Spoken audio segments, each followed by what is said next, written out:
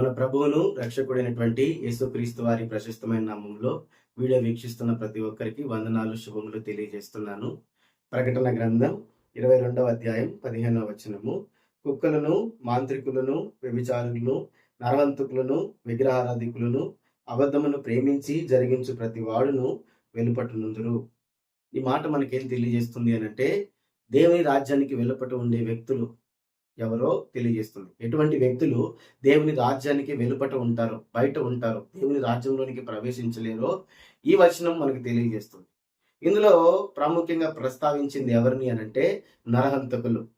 నరహంతకులు దేవుని రాజ్యములో ఉండలేరు అని ఇక్కడ రాయబడుతూ వచ్చింది. నరహంతకులు అంటే ఎవరు? నరహంతకులు అంటే ఎవరు? ఇంతకీ నరహత్య అంటే ఏంటిది? మనందరికీ తెలుసు కదా.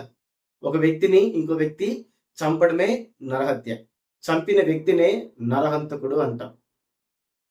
ఆ రీతిగా చంపిన వ్యక్తులు పరలోక రాజ్యంలో వెళ్ళలేరు, పరలోక రాజ్యంలో ఉండలేరు అని ఈ మాట చెబుతుంది. నరహత్య అంటే, నరహంతకులు అంటే అంతేనా? బైబిల్ అంతవరకే చెబుతుందా? కాదు. నిజమైన నరహంతకులు ఎవరు అని బైబిల్ చెబుతుందంటే, మనం యోహాను రాసిన మొదటి పత్రిక 3వ అధ్యాయం 15వ వచనం మనం చూస్తే, తన సహోదరుని ద్వేషించువాడు నరహంతకుడు, ఏ నరహంతకుని యందును నిత్య జీవం ఉండదని మీరెరుగుదురు. తన సహోదరులను ద్వేషించేవాడు నరహంతకుడు అని దేవుని వాక్యం చెబుతుంది. సహోదరుడు అంటే ఎవరు? లోకస్తులకైతే సహోదరులు అంటే ఎవరు అని అంటే, ఒకే తండ్రికి ఒకే తల్లికి జన్మించిన వారు, ముందు గాని తర్వాత గాని. కానీ క్రైస్తవులకు సహోదరులు అంటే ఎవరు? క్రైస్తవులకి శారీరకమైన సహోదరులు ఉంటారు, క్రైస్తవులకి ఆత్మీయమైన సహోదరులు ఉంటారు. శారీరకమైన సహోదరులు కావచ్చు, ఆత్మీయమైన సహోదరులు కావచ్చు. వీరిలో ఎవరినైనా సరే మనం ద్వేషించినట్లయితే మనము నరహంతకులమని దేవుని వాక్యం చెబుతుంది. సహోదరుని ద్వేషించేవాడు నిజమైన నరహంతకుడు. మనం నరహత్య అంటే వెళ్ళి కత్తి తీసుకొని పడవలసిన అవసరం లేదు, కర్ర తీసుకొని కొట్టక్కర్లేదు, విషం పెట్టి చంపక్కర్లేదు, హింసించి చంపక్కర్లేదు. మనము ద్వేషించిన వారమైతే మనము నరహంతకులము అని దేవుని వాక్యము చాలా స్పష్టంగా చెబుతుంది. చూడండి, నేడు క్రైస్తవ సమాజాన్ని మనం పరిశీలిస్తే సమాధానం నిజంగా క్రైస్తవులలో ఉందా? మొదటి ప్రశ్న. అందరూ సమాధానకరంగానే ఉన్నారా? సమాధానం అయితే లేనే లేదు. ఒకరి మధ్యలో ఒకరికి సమాధానం ఏమాత్రం కూడా లేదు. రోజు లోకములో ద్వేషాలకి కారణం ఏంటిది? ధనాపేక్ష కావచ్చు, కులం కావచ్చు, మతం కావచ్చు, ఆధిపత్య ధోరణి కావచ్చు, రాజకీయాలు కావచ్చు. ఇవన్నీ నేడు లోకంలో ఉన్న వ్యక్తులకు మధ్య సమాధానం లేకుండా చేస్తూ ఉన్నాయి. మనం చింతించాల్సిన, బాధపడాల్సిన విషయం ఏంటిది అంటే, ఇవే ధనాపేక్ష కానీ, కులం కానీ, మతం కానీ, ఆధిపత్యం కానీ, రాజకీయం కానీ, ఇవే నేడు క్రైస్తవ సంఘంలో కూడా, క్రైస్తవ సమాజంలో కూడా మనుషులకు మధ్య ద్వేషాలకు కారణమవుతున్నాయి. ఈరోజు క్రైస్తవ సంఘంలో సమాధానం లేదు. దేన్ని బట్టి అనంటే ధనాపేక్షను బట్టి, దేన్ని బట్టి అనంటే కులాన్ని బట్టి, దేన్ని బట్టి అనంటే మతాన్ని బట్టి, దేన్ని బట్టి అనంటే ఆధిపత్య ధోరణిని బట్టి, దేన్ని బట్టి అనంటే రాజకీయాలను బట్టి, రాజకీయ పార్టీలను బట్టి నేడు క్రైస్తవ్యంలో కూడా సమాధానం లేదు. చూడండి, ఒక వ్యక్తి సంఘం పెడతాడు, ఆ చుట్టుపక్కల ఇంకో సంఘం ఏదైనా వస్తే ఆ వ్యక్తి ఎంతగానో ద్వేషిస్తాడు. మొదట ఈ గ్రామంలోనో లేదంటే ఈ పట్టణంలోనో నేను సంఘాన్ని పెట్టాను అనుకోండి, నా తర్వాత వేరే ఇంకెవరైనా సరే ప్రభు ప్రేరేపణ బట్టి ఇంకొక సంఘం పెడితే నాకు విపరీతమైన ద్వేషం వస్తుంది. ఎందుకో తెలుసా? ఇక్కడ నాకు వచ్చే వాళ్ళు అక్కడికి వెళ్తారేమో, ఇక్కడికి వచ్చే వాళ్ళు నా దగ్గర మానేసి అక్కడికి వెళ్తారేమో, నా దగ్గరికి వచ్చిన వాళ్ళని తీసుకెళ్ళిపోతారేమో. తీసుకెళ్ళిపోతే వచ్చే లాభం, నష్టం ఏంటిది? నాకు వచ్చే డబ్బంతా ఆగిపోతుంది, నాకు వచ్చే డబ్బంతా అతడు తీసుకుంటాడు. ఈరోజు ఈ రీతిగా అనుకొని చాలా మంది ద్వేషంతో నిండిపోయి ఉన్నారు. ఒకే గ్రామంలో ఉంటారు, ఒకే పట్టణంలో ఉంటారు, ఒకే ప్రభువుని సేవిస్తారు, కానీ వారి మధ్యలో సమాధానం ఉండదు. వారి మధ్యలో విపరీతమైన ద్వేషం ఉంటుంది. ఒకరి పట్ల ఒకరికి విపరీతమైన ద్వేషం ఉంటుంది. కారణం ధనాపేక్ష. ఈరోజు ధనము సహోదరుల మధ్యలో ద్వేషాలకు కారణమవుతాయి. ధనాన్ని బట్టి నేడు క్రైస్తవ సమాజంలో, క్రైస్తవ సంఘంలో దేవుని బిడ్డలు నరహంతకులుగా మారుతా ఉన్నారు. ధనాపేక్షే సకల కీడులకు మూలం. ఈ ధనాపేక్ష కలిగి నేడు ఒకరినొకరు ద్వేషించుకుంటూ ఉన్నారు. ఈ రీతిగా ద్వేషించుకున్న వాళ్ళు నరహంతకులు. వీళ్ళు పరలోక రాజ్యానికి వెళ్ళలేరు. ఇంకా దారుణమైన, ఇంకా చింతించాల్సిన పరిస్థితి ఏంటిది అంటే, ఒకే గ్రామం, ఒకే పట్టణం, అందులో 4-5 సంఘాలు ఉంటాయి. కానీ ఆ 4-5 సంఘాలు వేటి ఆధారంగా విభజించబడి ఉంటాయో తెలుసా? రాజకీయ పార్టీలు, కులాలు. ఏంటంటివి? రాజకీయ పార్టీలు, కులాలు. రాజకీయ పార్టీల ఆధారంగా, కులాల ఆధారంగా సంఘాలు నేడు విభజించబడ్డాయి. ఈ సంఘంలో ఈ కులస్తులే ఉండాలి, ఈ సంఘంలో ఈ కులస్తులే ఉండాలి, ఈ సంఘంలో ఈ పార్టీ వారే ఉండాలి, ఈ సంఘంలో ఈ పార్టీ వారే ఉండాలి. ఈ రీతిగా విభజించబడి ఉంటారు. విభజించబడిన వారు ఏమన్నా కలిసికట్టుగా ఉంటారా? ఉండరు. వీళ్ళంటే వీళ్ళకి పడదు, వీళ్ళంటే వీళ్ళకి పడదు. ఒకరినొకరు విపరీతంగా ద్వేషించుకుంటారు. వీళ్ళు మీటింగులు పెట్టుకుంటే వీళ్ళు రారు, వీళ్ళు మీటింగులు పెట్టుకుంటే వీళ్ళు రారు. ఈ రీతిగా ఒకరికొకరికి సమాధానం లేకుండా ఊర్లో జీవిస్తారు. వీళ్ళని చూసిన చాలా మందికి వచ్చే అనుమానం ఏంటిది అని అంటే, వీరు ఒకే దేవుడిని పూజిస్తారు, ఒకే దేవుడికి ప్రార్థన చేస్తారు, దేవుడు ఒక్కడే నమ్ముతారు, కానీ వీరి మధ్యలో సమాధానం ఎందుకు ఉండదు, వీరు ఎందుకు కలిసి ఉండరు అని అన్ని జనులు అనుకుంటా ఉంటారు. చూడండి, రాజకీయాల ఆధారంగా, కులాల ఆధారంగా నేడు క్రైస్తవ సంఘము ముక్కలు చేయబడుతూ వచ్చింది. ఒకరికొకరికి మధ్యలో సమాధానం లేదు, ఒకరికొకరికి మధ్యలో విపరీతమైన ద్వేషాలు. వీళ్ళారా గమనించండి, ఈ రీతిగా మనం ఉంటే పరలోకానికి వెళ్ళం, పరలోకంలో ఉండం. నీ భక్తి ఎందుకు పనికిరాదు. నువ్వు నరహంతకుడు అయ్యుండి దేవుని పోలికలో, దేవుని స్వరూపములో దేవుని అంగీకరించిన నీ సహోదరుని ద్వేషిస్తూ నీవు దేవుణ్ణి ఆరాధిస్తే, దేవుని పరిచర్య చేస్తే దేవుడు సంతోషిస్తాడా? దేవుడు సంతోషించడు. ఖచ్చితంగా ఈ లోకాన్ని విడిస్తే స్ట్రైట్ గా పోయేది నరకానికే. దేవునికి కులానికే సంబంధం, దేవునికి రాజకీయాలకే సంబంధం. నేడు క్రైస్తవ సంఘంలో ఇవి లేవా? ఈ రీతిగా క్రైస్తవులు విభజించబడలేదా? గ్రామాల్లో పోయి చూస్తే ఇదే కదా కనపడేది. గ్రామాల్లో విశ్వాసులు క్రీస్తును సేవించేది ఈ రీతిగానే కదా. ఈ పార్టీ వల్ల ఈ సంఘానికి రావాలి, ఆ పార్టీ వల్ల ఆ సంఘానికి పోతారు. మాటలు ఉండవు, పలుకులు ఉండవు. ఏం సేవ చేస్తున్నారు? ఏం దేవుణ్ణి సేవిస్తున్నారు? నరహంతకుల్లాగా మిగిలిపోతున్నారు. నరహంతకుల్లాగా మిగిలిపోయి నరకానికి క్యూ కడుతున్నారు. నేడైనా జాగ్రత్త పడండి. దరిద్రపు రాజకీయాలను, దరిద్రపు కులభావాలను నేడు సంఘంలోనికి తీసుకొచ్చి సమాధానం లేకుండా ద్వేషంతో జీవిస్తూ, దేశంతో దేవుణ్ణి సేవిస్తే దేవుడు ఖచ్చితంగా విడిచిపెట్టడు. దేవుడు ఖచ్చితంగా విడిచిపెట్టడు. అనుమానం లేకుండా పోయేది నరకానికే. కాబట్టి నేటికైనా జాగ్రత్త పడండి, సమాధాన పడండి. కులాలని బట్టి, రాజకీయాలని బట్టి సంఘాన్ని ముక్కలు చేయడం ఆపేయండి. క్రీస్తు పోలికలో జీవించండి. ఇదే ప్రభు మన నుంచి ఆశిస్తూ ఉన్నాడు. పోతే ఇంకా మనం ఈ రోజుల్లో సంఘాల్లో ఆధిపత్యాన్ని చూస్తాం. ఆధిపత్యం కావాలి సంఘంలో.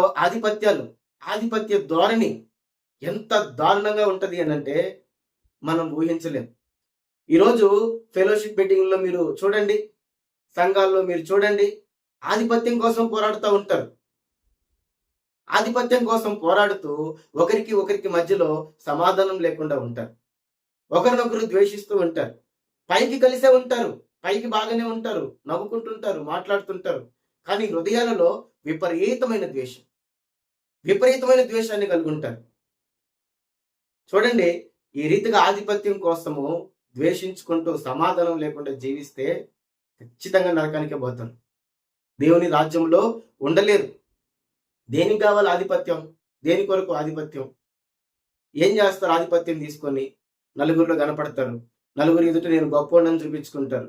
అంతే కదా. ఏదో ఒక రోజు ఈ లోకాన్ని విడవలసిందే. ఆ నలుగురు విడుస్తారు, నువ్వు విడుస్తావు. విడిచి ఎక్కడికి వెళ్తావు? నరకంలో ఉంటావు. దేవునితో ఉండవు. దేవునితో ఉండనప్పుడు ఆ ఆధిపత్యం నీకెందుకు? దేవునితో ఉండనప్పుడు ఆ గొప్ప నీకెందుకు? ఆ ఘనత నీకెందుకు? దేవునికి దగ్గరకు చేర్చని ఆధిపత్యము, దేవుని దగ్గరికి చేర్చని ఆ ఘనత నీకెందుకు? ఎందుకొరకు? ఆధిపత్య ధోరణి వల్ల నేడు సంఘాలలో సమాధానం లేదు. నేను గొప్ప అంటే నేను గొప్ప. ఎవరు ఇక్కడ గొప్ప కాదు. అందరం ప్రభువులో సమానం. అందరం ప్రభువులో ఏక ఏకంగా ఏకత్వం కలిగి ఉండవలసినటువంటి వారం, ఐక్యత కలిగి ఉండవలసినటువంటి వారం. నేడు ఆధిపత్యాల కోసము సంఘాన్ని జీలుస్తున్నారు. నేడు ఆధిపత్యం కోసము సంఘంలో చిచ్చులు పెడుతున్నారు. వర్గ విభేదాలని ప్రోత్సహిస్తున్నారు. కొంతమంది ఒకరి పక్షంగా ఉంటే కొంతమంది ఇంకొకరి పక్షంగా. ఈ లోకంలో ఉన్నటువంటి దౌర్భాగ్యాలన్నీ క్రైస్తవ సంఘంలో తీసుకొచ్చి పెడుతున్నారు. దేవుడు విడిచిపెట్టడు. దౌర్భాగ్యులముగా దేవుని దృష్టికి మనం కనబడుతున్నాం. దౌర్భాగ్యులంగా దేవుని దృష్టికి మనం జీవిస్తున్నాం. అటువంటివన్నీ మనం విడిచిపెట్టాలి. అవన్నీ మనం దూరం పెట్టుకోవాలి. క్రీస్తును బట్టి శత్రువుతో కూడా మనం ఐక్యం కావాలి తప్ప, క్రీస్తును బట్టి సమాధానం లేని చోట సమాధానం కలిగి ఉండాలి తప్ప. చూడండి, క్రీస్తులోనికి వచ్చిన తర్వాత కులాల్ని బట్టి, రాజకీయాల్ని బట్టి, ఆధిపత్యం కోసము, రాజకీయాల కోసము ఈ రీతిగా మనము విభజించబడితే దేవునికి సంతోషం లేదు, మన సాక్ష్యము బాగుండదు. మనం ఈ లోకాన్ని విడిస్తే వెళ్ళి స్ట్రైట్గా వెళ్ళి కూర్చునేది నరకంలోనే. ఈ విషయాన్ని జ్ఞాపకం పెట్టుకోండి. కులాలకి, రాజకీయాలకి సంఘాలలో అవకాశం ఇవ్వకండి. నేను ఇంకొక ప్రాముఖ్యమైన విషయం ఏంటిది అనంటే సిద్ధాంతాల వలన నేడు క్రైస్తవ్యం ముక్కలైపోయింది. ఒకరికొకరి సమాధానం ఉండదు. ఒకరికి మధ్యలో ఒకరికి ఐక్యత ఉండదు. ఒకరినొకరు విపరీతంగా ద్వేషించుకుంటారు. ఒకరినొకరు దూషించుకుంటారు. చూడండి, బైబిల్లో దేవుడు చెప్పినవన్నీ పక్కన పెట్టేసి ఆదికాండం నుంచి ప్రకటన గ్రంథం వరకు మనం చూస్తే మనకి ఏమర్థమవుతుంది? దేవుడు ఏం ఆశిస్తున్నాడో అర్థం కాదా? ఆదికాండం మొదలుకొని ప్రకటన గ్రంథం వరకు మనం చదివితే దేవుడు ఏమి కోరుకుంటున్నాడో అర్థమవుతుంది. దేవుడు మన నుంచి ఏం ఆశిస్తున్నాడో అర్థమవుతుంది. అవ్వ ఆదాములు మొదలుకొని నేటి వరకు దేవుడు ఏం ఆశిస్తున్నాడో మనకు అర్థమవుతుంది. అవేమి మనం చేయం. దేవుడు ఏం ఆశిస్తున్నాడో, దేవుడు ఏం కోరుకుంటున్నాడో, దేవుడు ఏ రీతిగా ఈ లోకంలో జీవించమంటున్నాడో, దేవుడు ఏ రీతిగా ఆయనని గణపరచమంటున్నాడో, సంఘంలో, సమాజంలో, బయట ఏ రీతిగా మనల్ని జీవించమంటున్నాడో అవేవి మనకు పట్టవు. అవేవి మనం బోధించం. కానీ మన యొక్క సిద్ధాంతాలను బోధిస్తాం. వాడొకటి గొప్ప అంటాడు, వీడొకటి గొప్ప అంటాడు. వీరి మధ్య దూషణలు, వీరి మధ్య కొట్లాటలు. వాళ్ళంటే వీళ్ళకి పడదు, వీళ్ళంటే వీళ్ళకి పడదు. ఈ రీతిగా ఒకరినొకరు ద్వేషించుకుంటూ దేవుని నామానికి అవమానం కలుగజేస్తున్నారు. అల్ప జ్ఞానం కలిగి దేవుని నామానికి అవమానం కలుగజేస్తున్నారు. దేవుని నామాన్ని దూషింపజేస్తున్నారు.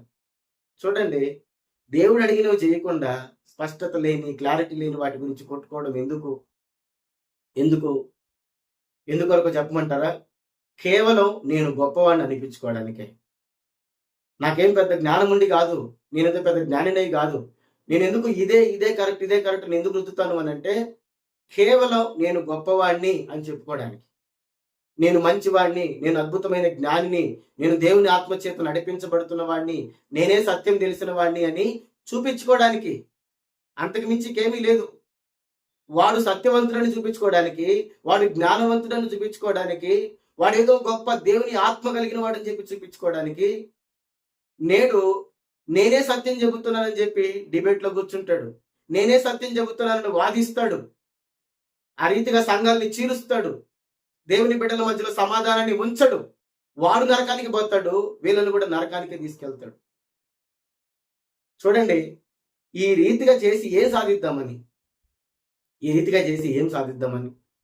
ఈరోజు లోకము క్రైస్తవులను చూసి నవ్వుకుంటుంది. కారణం ఎవరు? మనమే. ఎందుకు? లోకములో ఉన్నవారు కోటాను కోట్ల మంది వాళ్ళ దేవుళ్ళను పూజిస్తారు. కానీ వాళ్ళు ఐక్యత కలిగి ఉంటారు. మనం ఒక్క దేవుడిని పూజిస్తాం. మనకుంది ఒకటే బైబిల్. అయినా కానీ మనలో సమాధానం ఉండదు. అయినా కానీ మనలో ఐక్యత ఉండదు. ఒకరికొకరికి ఆధిపత్యం. చూడండి, ఈ రీతిగా ప్రభు నామాన్ని అవమానపరుస్తున్న వారంగా ఉన్నాం. ప్రభు నామాన్ని అన్ని జనుల మధ్యలో దూషింపజేస్తున్న వారంగా ఉన్నాం. క్రిస్టియానిటీని కామెడీ చేసిన వారంగా ఉన్నాం. దేవుడు హర్షించడు, దేవుడు విడిచిపెట్టడు. మనం ఒక మాట చూద్దాం. కొరింథీయులకు రాసిన 2వ పత్రిక 5వ అధ్యాయం 18వ వచనము. కొరింథీయులకు రాసిన 2వ పత్రిక 5వ అధ్యాయం 18వ వచనము. సమస్తమును దేవుని వలనైనవి, ఆయన మనలను క్రీస్తు ద్వారా తనతో సమాధానపరుచుకొని ఆ సమాధానపరచు పరిచర్యను మాకు అనుగ్రహించెను. ఈ మాటలో మనం ఏం చూస్తున్నాం? సమస్తము దేవుని వలన కలిగినవి, ఆయన మనలను క్రీస్తు ద్వారా తనతో సమాధానపరుచుకుని. ఏం చూస్తున్నాం? సమస్తము దేవుని వలన కలిగినాయి, ఆయన మనల్ని క్రీస్తు ద్వారా సమాధానపరుచుకున్నాడు. దేవుడు ప్రభువైన యేసుక్రీస్తు వారిని, తండ్రి అయిన దేవుడు ప్రభువైన యేసుక్రీస్తు వారిని లోకానికి పంపించి ఆయనను శిలువ మీద బలిగా అర్పించి మనల్ని సమాధానపరుచుకున్నాడు. క్రీస్తు లోకానికి ఎందుకు వచ్చాడు? తండ్రితో మనల్ని సమాధానపరచడానికి వచ్చాడు. తండ్రికి దూరమైన మనల్ని తిరిగి తండ్రి వద్దకు చేర్చడానికి వచ్చాడు. తండ్రికి మనకి మధ్యలో అడ్డుగోడగా ఉన్నవన్నీ పడగొట్టి, ఆ విద్వేషాన్ని పడగొట్టి సమాధానపరిచాడు కదా. సమాధానపరిచి ఏం చెప్పాడు తర్వాత? ఆ సమాధానపరచు పరిచర్యను మాకు అనుగ్రహించెను. ఏం పరిచర్య అనుగ్రహించినట్టు అపోస్తలులకి? సమాధానపరచు పరిచర్య. సమాధానపరచు పరిచర్యని నాడు అపోస్తలులకు అప్పగించాడు. అదే పరిచర్య నేటికి మనము కొనసాగిస్తున్నాం. మన పరిచర్య ఏం పరిచర్య? సమాధానపరిచే పరిచర్య. సమాధానపరిచే పరిచర్య. చూడండి, దేవుని బిడ్డలు సమాధానపరచు పరిచర్య చేస్తూ సమాధానం లేకుండా ఉన్నారు. సమాధానపరిచే పరిచర్య చేస్తూ సమాధానం లేకుండా జీవిస్తున్నారు. హాస్యం కాదా?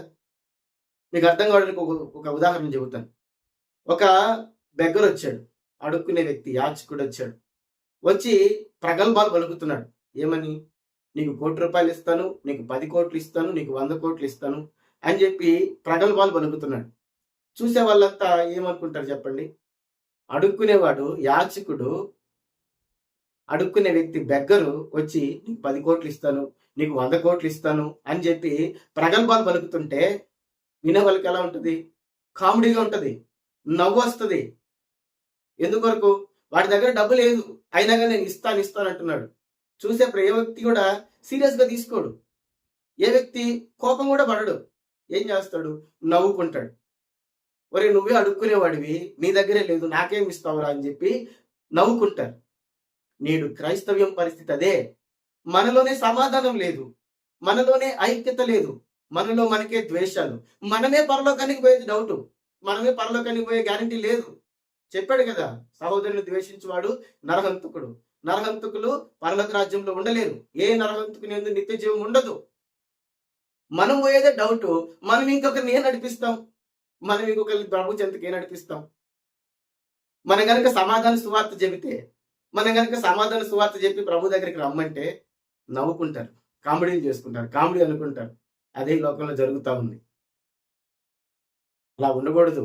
ప్రభు అది ఆశించడం లేదు. ఐక్యత కలిగి ఉండాలి.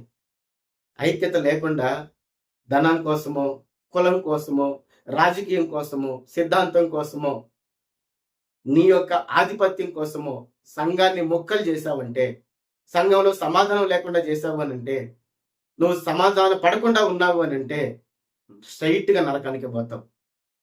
ఇప్పటికైనా జాగ్రత్త పడు.